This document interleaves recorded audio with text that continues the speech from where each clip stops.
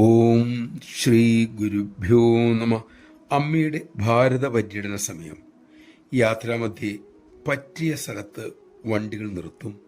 തൃക്കയ്യാലെ അമ്മ മക്കൾക്ക് ആഹാരം കൊടുക്കും.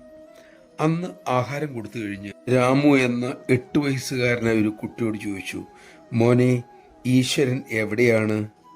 ആ കുട്ടി ആകാശത്തിലേക്ക് വിരൽ ചൂണ്ടി. അമ്മ പറഞ്ഞു, അല്ല മോനെ, ഈശ്വരൻ ഉള്ളിലാണ്. ഇവിടെ ഇരിക്കുന്ന 400 പേരുടെ ഹൃദയത്തിലും ഈശ്വരനുണ്ട്. ഇവരെല്ലാം ഈശ്വരൻ്റെ രൂപമാണ്.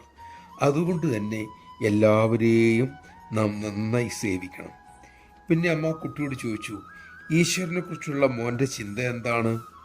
രാമു പറഞ്ഞു, ഈശ്വരൻ ലോകത്തെയും ജനങ്ങളെയും സൃഷ്ടിച്ചു അമ്മേ. അമ്മ അരുളി, അല്ല മക്കളെ, ലോകം ഈശ്വരൻ്റെ സൃഷ്ടിയല്ല, ലോകം അവരവരുടെ സൃഷ്ടിയാണ്. നിന്റെ ലോകം നിന്റെ സൃഷ്ടിയാണ്. നമഃശിവായ. നാം ലോകത്തെ കാണുന്നത് ഇതേവരെയുള്ള നമ്മുടെ ധാരണകളും വാസനകളുമാകുന്ന നിറങ്ങളിലൂടെയാണ്, മുൻ ധാരണകളിലൂടെയാണ്. അതുകൊണ്ട് തന്നെ ഓരോരുത്തരുടെയും ലോകം അവനവൻ്റെ സൃഷ്ടിയാണെന്ന് പറയാം. യഥാ ദൃഷ്ടി തഥാ സൃഷ്ടി. അതാണ് അമ്മ പറയാറുള്ളത്.